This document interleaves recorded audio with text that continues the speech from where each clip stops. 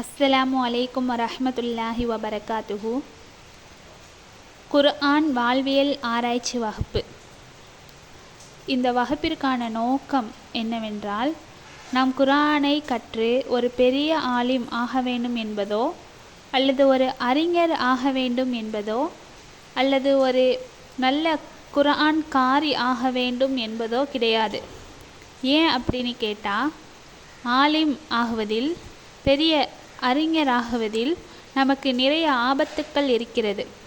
நபி ஸல்லல்லாஹு அலைஹி வஸல்லம் அவர்கள் கூறுகிறார்கள், அல்லாஹ் தஆலா மறுமையில் 3 நபர்களை அழைத்து கேள்வி கேட்பான். அந்த 3 நபர்களுடைய பதிலும் திருப்தி இல்லை என்று சொல்லி அல்லாஹ் அவர்களை நரகத்தில் போடுவான். நபி ஸல்லல்லாஹு அலைஹி வஸல்லம் அவர்கள் சொல்கிறார்கள், அதில் ஒரு நபர் குர்ஆனை கற்ற அறிஞர், ஆலிம் என்பதாக. அல்லாஹ் மறுமையில் அந்த ஆலிமிடம் கேள்வி கேட்பான். அந்த மார்க்க அறிஞர் சொல்வார், நான் குர்ஆனை கற்றேன், அதை மக்களுக்கு கற்றுக் கொடுத்தேன், எல்லாருக்கும் கற்றுக் கொடுத்தேன், குர்ஆனை கற்றுக்கொண்டு அதை மற்றவர்களுக்கு கற்றுக் கொடுத்தேன், என்னால் மக்கள் அனைவரும் பயனடைந்தார்கள் என்று. இதையெல்லாம் உனக்காக தான் செய்தேன், உன்னுடைய திருப்திக்காக தான் செய்தேன் என்று அந்த அறிஞர் கூறுவார், மார்க்க அறிஞர் கூறுவார். அல்லாஹ் சொல்வான், நீ இதை எனக்காக செய்யவில்லை, மக்கள் அனைவரும் உன்னை புகழ வேண்டும், ஆலிம் என்று கூற வேண்டும், மார்க்க அறிஞர் என்று கூற வேண்டும் என்று பெருமைக்காக நீ செய்தாய் என்று அல்லாஹ் அந்த ஆலிமை நரகத்தில் போடுவான் என்பதாக நபி ஸல்லல்லாஹு அலைஹி வஸல்லம் அவர்கள் கூறுகிறார்கள். அதுபோல நபி ஸல்லல்லாஹு அலைஹி வஸல்லம் அவர்கள் சொல்கிறாங்க, நரகத்தில் உள்ள நிகழ்வுகளை பற்றி சொல்லி காட்டும் பொழுது சொல்கிறாங்க, மனிதர்களை நரகத்தில் போடப்பட்ட பொழுது அங்குள்ள நரகவாசிகள் ஒருவருக்கொருவர் பார்த்து கொண்டு திட்டிக் கொள்வார்களாம். உன்னால் தான் நான் நரகத்திற்கு வந்தேன், என்னால் தான் நீ வந்த என்று ஒருவரை ஒருவர் பார்த்து பேசிக்கொண்டு திட்டிக் கொண்டிருப்பார்கள். அப்போ ஒரு நபரை பார்த்து கேட்பாங்களாம், நீங்கள் எப்படி நரகத்துக்கு வந்தீங்க? நீங்கள் நரகத்துக்கு வரக்கூடிய ஆள் இல்லையே, நீங்கள் தான் மார்க்க விஷயத்தை எல்லாருக்கும் சொன்னீங்க, எது நல்லது எது கெட்டது என்று சொல்லிங்க, ஆனால் நீங்கள் எப்படி நரகத்துக்கு வந்தீங்க என்று அந்த நபரை பார்த்து நரகவாசிகள் கேட்பார்கள்.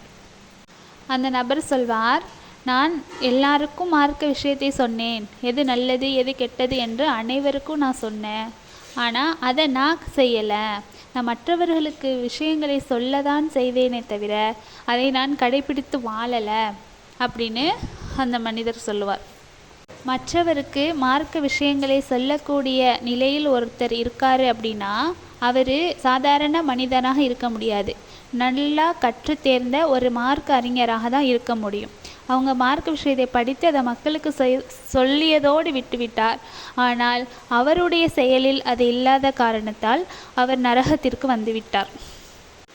அப்போது நம்ம வெறுமனே மார்க்க விஷயத்தை கற்று ஒரு பெரிய ஆலிம் மட்டுமே ஆக வேண்டும் என்ற நோக்கம் இருக்கும் அப்படின்னா அதனால் எந்த ஒரு பலனும் கிடையாது.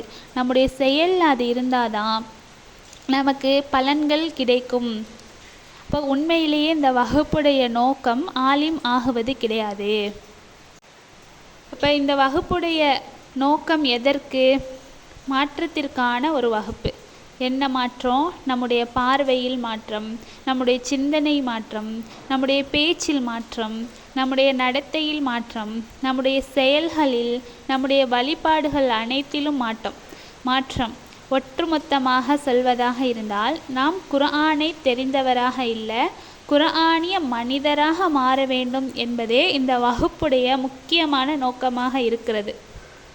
நம்மளை ஒருத்தர் பார்த்தாங்க அப்படின்னாலே குர்ஆனை பார்ப்பதாக இருக்கணும். நபி ஸல்லல்லாஹு அலைஹி வஸல்லம் அவர்களுடைய வாழ்க்கை குர்ஆனாக இருந்துச்சு. சஹாபாக்கள்லாம் கேட்குறாங்க ஆயிஷா ரலியல்லாஹு அன்ஹா அவங்கக்கிட்ட, ரசூல் ஸல்லல்லாஹு அலைஹி வஸல்லம் அவர்களுடைய வாழ்க்கை எப்படி இருந்தது அப்படின்னு.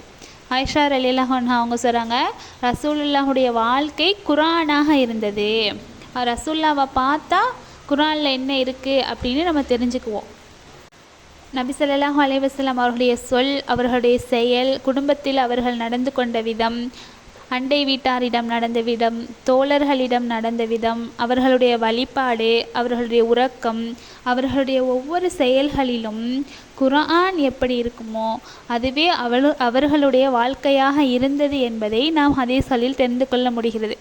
அதுபோல் நம்மை யாராவது பார்த்தவுடன் குர்ஆனாக நாம் இருக்கணும். நம்மளை பார்த்தா குர்ஆன் அப்படின்னு தோணணும்.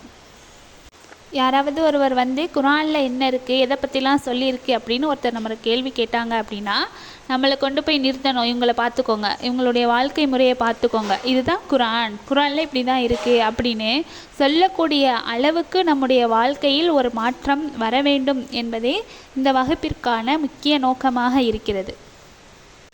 அந்த மாற்றம் எப்படி ஏற்படும்? நம்ம வாழ்க்கைக்கான மாற்றம் எப்படி ஏற்படும் என்றால், வெறும் அறிவால் மட்டுமே மாற்றம் ஏற்படாது. வெறும் அறிவை மட்டும் வைத்துக்கொண்டே செயல்படுத்தாவிட்டால் மாற்றம் ஏற்படாது. இப்படிப்பட்டவர்களை, அறிவை மட்டும் வைத்துக்கொண்டே அதை செயல்படுத்தாதவர்களை அல்லாஹ் மிகவும் கண்டிக்கிறான். வெறும் அறிவை மட்டும் வைத்துக்கொண்டே அதை செயல்படுத்தாதவர்களுக்கு அல்லாஹ் குர்ஆனில் உதாரணம் சொல்கிறான். 62வது அத்தியாயம் 5வது வசனத்தில் அல்லாஹ் உதாரணம் கூறுகிறான். தௌராத் வழங்கப்பட்டு பின்னர் அதை கடைபிடிக்காமல் இருந்தவர்களின் எடுத்துக்காட்டு புத்தகத்தை சுமக்கும் கழுதையை போன்றதாகும் என்று அல்லாஹ் கூறுகிறான். புத்தகத்தை சுமக்கக்கூடிய கழுதைக்கு அந்த புத்தகத்தினால் ஒரு பயனும் கிடையாது, ஒரு அறிவும் ஏற்படாது. அதுபோல் நம்மளுக்கு வெறும் அறிவு மட்டும் இருக்குது, அதை செயல்படுத்தலைன்னா அது போல் எந்த ஒரு பயனும் கிடையாது.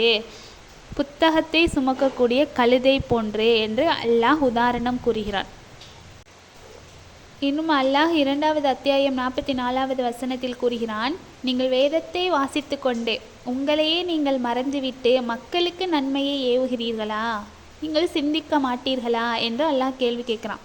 அப்போ நம்ம குர்ஆனை சும்மா ஓதுறோம், அதை வாசிக்கிறோம், அதை மக்களுக்கு சொல்கிறோம். குர்ஆனில் இப்படி இருக்குது, இப்படி சொல்கிறான் அல்லாஹ், இதை செய்ய சொல்கிறான், இதை செய்யுங்க அப்படின்னு நம்ம மக்களுக்கு தான் அதை சொல்கிறோம்.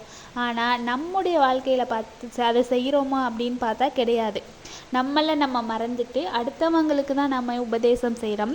அப்படிப்பட்டவர்களை அல்லாஹ் வன்மையாக கண்டிக்கிறான். குர்ஆனை வெறுமனே படித்துவிட்டு அதை பிறருக்கே நீங்கள் உபதேசம் செய்கிறீர்களே, உங்களை நீங்கள் மறந்துவிட்டு நீங்கள் என்ன பண்ணுறீங்க, என்ன செய்கிறீங்கன்னு உங்களை ஃபஸ்ட்டு பாருங்கள், அப்புறம் மக்களுக்கு அதை எடுத்து வைங்க என்று அல்லாஹ் நமக்கு அறிவுரை கூறுகிறான். இப்போ இது முழுக்க இந்த வகுப்பு வெறும் மாற்றத்திற்கான வகுப்பாகவே இருக்கிறது. அல்லாஹ் தாலா 59வது அத்தியாயம் 18வது வசனத்தில் பெரும் பிரச்சனைக்கு தீர்வு சொல்கிறான். இன்றைய சூழ்நிலையில் எல்லோருக்கும் இருக்கக்கூடிய பெரும் பிரச்சனை என்ன அப்படின்னா, எதிர்காலம் குறித்த அச்சம், எதிர்காலத்தை குறித்த ஒரு பயம். அல்லாஹ் எவ்வளவு அழகாக அதற்கு தீர்வு சொல்கிறான் என்று பாருங்கள். ஈமான் கொண்டவர்களே, அல்லாஹ்வை அஞ்சிக் கொள்ளுங்கள்.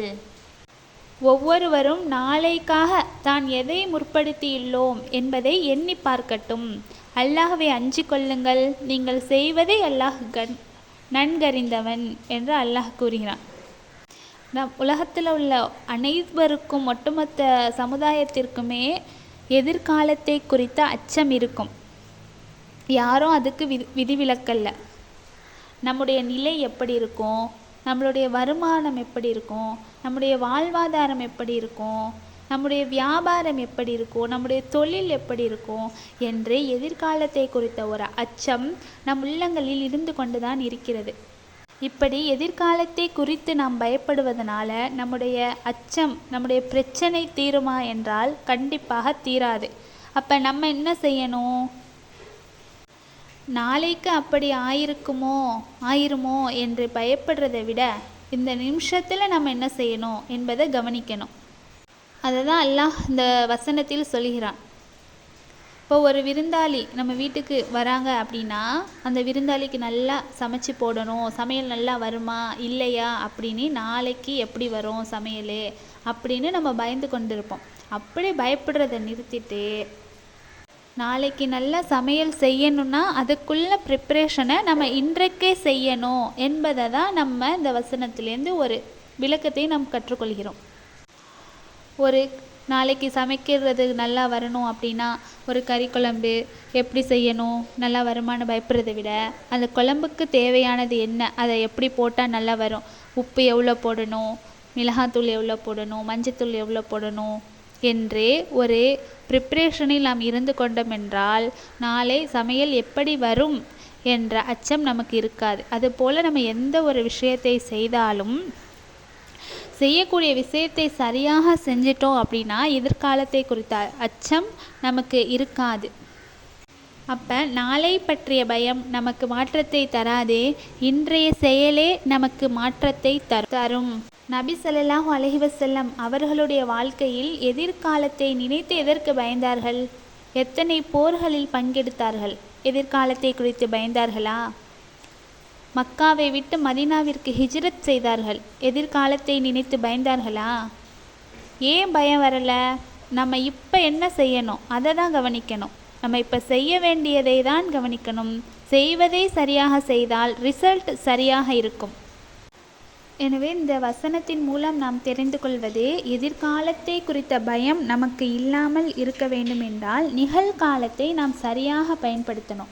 நிகழ்காலத்தை நம்ம சரியாக பயன்படுத்திட்டோம் அப்படின்னா எதிர்காலத்தை குறித்த அச்சம் நமக்கு இருக்காது என்பதை நம்ம தெரிந்து கொள்கிறோம். எனவே இந்த முதல் வகுப்பின் மூலம் நாம் கற்றுக்கொண்ட பாடம், இந்த வகுப்பு முற்றிலும் மாற்றத்திற்கான வகுப்பு. என்ன மாற்றம் அப்படின்னா நம்முடைய சிந்தனை மாற்றம், சொல், செயல், நம்முடைய வாழ்க்கையே மாற்றத்திற்கான ஒரு வகுப்பு. அந்த மாற்றம் ஏற்படணும் அப்படின்னா வெறும் அறிவை மட்டும் வைத்துக்கொண்டு மாற்றம் ஏற்படாது. செயலும் சரியாக இருந்தால்தான் மாற்றம் நமக்கு ஏற்படும் என்பதை இந்த முதல் வகுப்பின் மூலம் நாம் கற்றுக்கொண்டோம். அஸ்ஸலாமு அலைக்கும் வரஹ்மத்துல்லாஹி வபரகாத்துஹு.